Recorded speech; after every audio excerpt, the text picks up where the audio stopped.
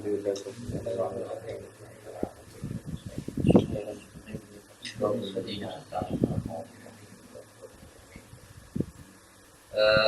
ini terdiri dari dua judul. Pertama matanya atau nazamnya Qurratul Uyun. Qurratul ini kitab spesial menjelaskan tentang hukum-hukum pernikahan, keutamaan pernikahan,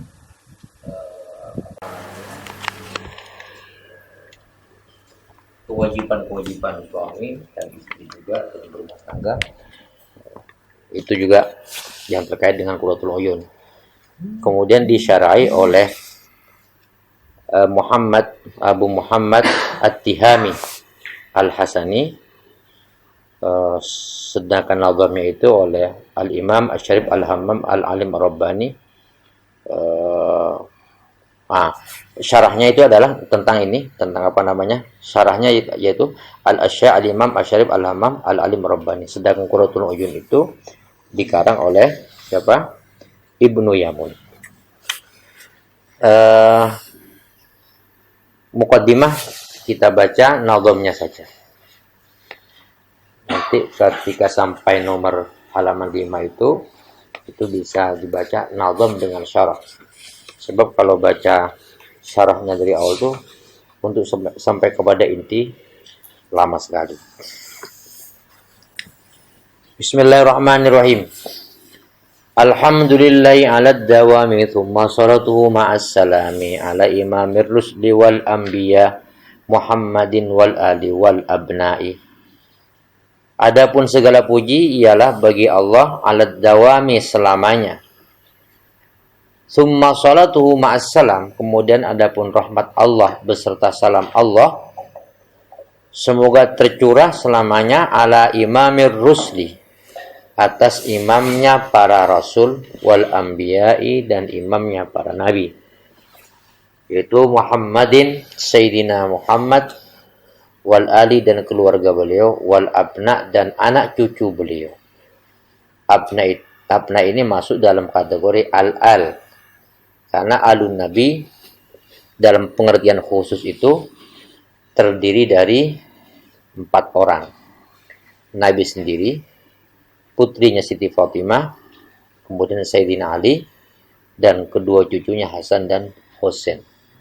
Nah, di situ yang disebut dengan itratu, keluarga Rasulullah.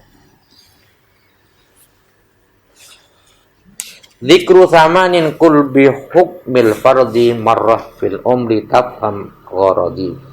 Hailalatun hamdalatun wa basmalah tasbihun wa takbirun kadzaka hauqalah. Tasliyatun 'alan nabiyil hadi kada salamun fusta birrasyad. Dzikru thamanin, adapun menyebutkan 8 kata. Qul, katakan, bihukmil fardhi, hukumnya wajib. Marratan, sekali, fil umri, dalam umur yang wajib. Tafham gharadi, maka engkau faham gharadi, akan tujuan saya. Pertama, hailalah, baca la ilaha illallah. Hailalah itu kalimatun manhotah istilahnya. Kalimatun manhotah itu kata singkatan dari sebuah bacaan yang panjang. Hailalah itu kalimatun nahtin min la ilaha illallah. Hamdalah itu dari alhamdulillah. Basmalah itu bismillah. Tasbih tetap subhanallah wa takbir. Sehingga ada disingkat subhanallah walhamdulillah la ilaha illallah wallahu akbar wala haula wala quwwata illa billahil aliyyil azim. Tasdiyatun kadzaka hauqala, demikian pula hauqala. Hauqala itu artinya la haula wala quwwata illa billah. Tasdiyatun, kemudian yang ketujuh, baca salawat ala nabiyil hadi, atas nabi al-hadi yang beliau memberikan petunjuk. Kada salamun nomor 8. Salamun adalah baca salam. Fusta bir rasyadi, maka engkau beruntung dengan kebenaran. Di sini ada 8 kata katanya, di mana dalam seumur hidup minimal 1 kali yang wajib dikatakan. Jadi lafaz la ilaha illallah itu menunjukkan kalimat tauhid. Sekaligus dengan la ilaha illallah Muhammadur Rasulullah. Hamdalah itu menunjukkan kata syukur. Basmalah itu menunjukkan kata memulai terhadap sesuatu. Juga tasbih dan selanjutnya. Termasuk baca salawat. Ini ada 6 zikir, ada 8 zikir. La ilaha illallah, alhamdulillah, bismillah, subhanallah, Allahu akbar, Allahumma shalli ala, la haula wala quwata illa billah, Allahumma shalli ala Muhammad, wa sallim. Jadi ada di sini zikir utamanya. Kenapa musannif menyebutkan ini? Karena dikaitkan dengan apa tadi? Alhamdulillah, tsumma salatu ma'as salami, itu dikaitkan di situ. Wa tazawwadit taqwa fa illam tastati fa minas salati 'alan nabiyyi Muhammadin. Maka berbekallah kamu akan takwa. Takwa yang pengertiannya sangat universal itu. Imtithalul awamir wajtinabun nawahi. Tentu ini orang tidak bisa total semuanya, siapapun tidak bisa. Pasti ada salahnya, ada pelanggarannya, juga ada terlambatnya. Terlambat atau bahkan meninggalkan perintah, ada melanggar larangan. Itu sudah pasti. Fa illam tastati, jika kamu tidak mampu untuk melakukan takwa yang sebenarnya, maka fa minas sholati 'alan nabi Muhammad. Maka jangan lupa baca salawat kepada Nabi Muhammad. Sebab apa? Sebab kebolongan-kebolongan takwa itu nanti akan ditutup dengan syafaat Muhammad. Dengan syafaat Nabi Muhammad. Tanpa syafaat Nabi Muhammad, maka usatul mukminin terutama itu sulit ada jalan untuk bisa menjadi orang yang beruntung. Seperti kita ini masuk usatul mukminin. Orang-orang yang maksiat dari kalangan orang-orang mukmin. Tanpa syafaat dari Rasulullah itu tidak mungkin. Tentu syafaat itu diberikan kepada siapa? Di situ ada bahasanya usatul mukminin, bukan kepada orang yang sama sekali nggak punya modal. Syafaat itu ibarat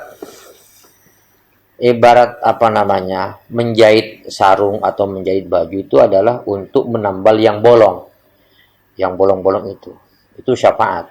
Bukan berarti menyediakan baju semula jadi nggak ada bajunya sama sekali. Itu harus berbekal sendiri. Shalla alaihi lahu anna salata man shalla alaihi dakhiratan lam tanfadu. Shalla, mudah-mudahan Allah memberikan rahmat alaihi kepada Nabi Muhammad. Allah siapa Allah? Anna salata man, bahwa sesungguhnya salatnya seseorang, salawatnya seseorang. Shalla yang bersalawat siapa man alaihi kepada Rasulullah. Dakhiratun, ialah disimpan, tidak akan lam tanfad, tidak akan hilang, tidak akan lenyap itu salawat.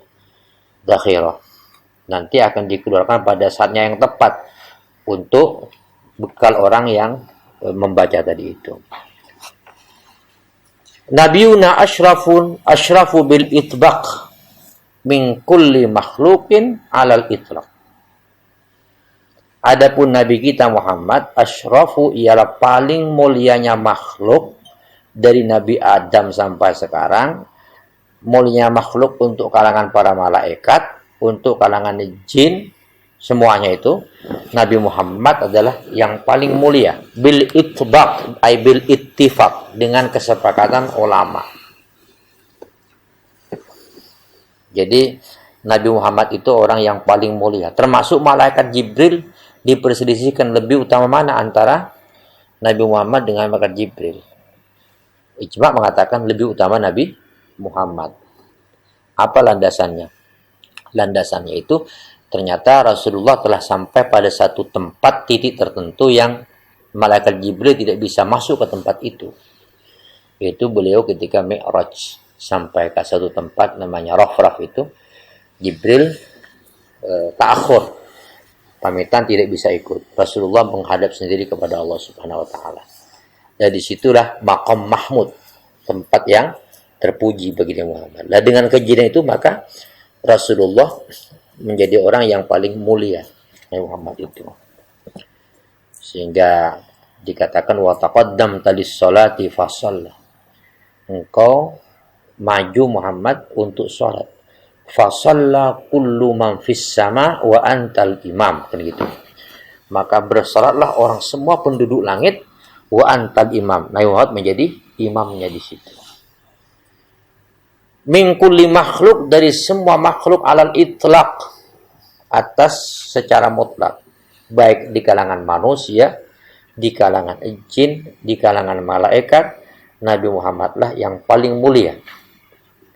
Wan aqadal ijma'u, dan telah terjadi apa ijma' ulama, annal Mustafa, bahwasanya Rasulullah Muhammad al-Mustafa afdalu khalqillahi wal khulfun tafa, ialah paling utamanya makhluk Allah, wal khulfu, adapun perbedaan, intafa, tidak ada perbedaan itu. Kecuali satu di sini. Nah ini. Jadi perbedaan ulama enggak ada tentang apa? Tentang keutamaan Muhammad daripada makhluk yang lain. Wa man taha al-kasyafu fit takwir khilafu ijma'in dawit tanwir. Wa ma, adapun sesuatu intaha yang menyendiri atau yang menyingkir gitu ya. Artinya tidak terpinggirkan dari ijma'. Al-Kasyafu, apa tafsir Al-Kasyaf? Tafsir Kasyaf itu tafsirnya Syekh Fakhrur Razi. Nah, Kasyaf itu Al-Mu'tazili, seorang Mu'tazili. Fit Takwir, dalam surah At-Takwir, ketika menjelaskan innahu la qaulu rasulin karim, itu mengatakan di situ bahwa Jibril itu lebih mulia, karena yang dimaksud innahu laqaulu rasulin karim. Al-Qur'an itu adalah ucapan rasul yang mulia. Ketika menafsirkan siapa rasul yang mulia, di tafsir-tafsir yang lain mengatakan itu adalah Nabi Muhammad. Tapi Imam Fakhrur Razi mengatakan itu adalah Jibril, bukan Nabi Muhammad. Nah, itu. Rasul artinya utusan Allah kepada Nabi Muhammad. Innahu laqaulu rasulin karim. Itu katanya. Tapi dalam tafsir yang lain dikatakan itu adalah Nabi Muhammad. Nah ini di situ Ar-Razi mengatakan Jibril adalah asyraful malaikah al-muqarrabin, lebih mulia, paling mulianya malaikat. Kepalanya malaikat yang malaikat Jibril. Termasuk manusia di situ. Nabi Muhammad adalah di bawah malaikat Jibril. Itu namanya pendapatnya Al-Kasyaf. Itu khilafu ijma', menyalip ijma' ulama. Ijma' dzawit tanwir, yang memiliki cahaya maknanya, yang memiliki kecemerlangan ijma' itu. Ya, bukan ijma' sembarangan.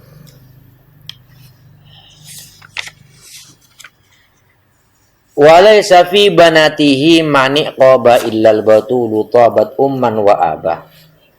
Walaysa, dan tidak ada fi banati, di dalam putri-putri Rasulullah, mani qaba, orang qaba yang mengikuti.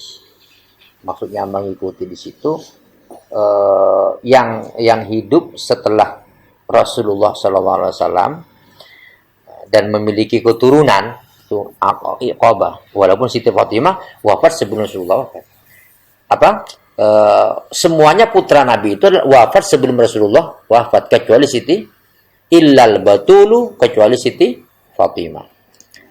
Fatimah itu dikenal dengan al-batul, yang suci. Tabat, yang bagus. Fatimah umman wa aban, ibu dan ayahnya.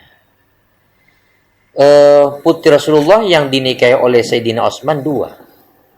Sehingga berkatakan Dun Nurain. Siapa?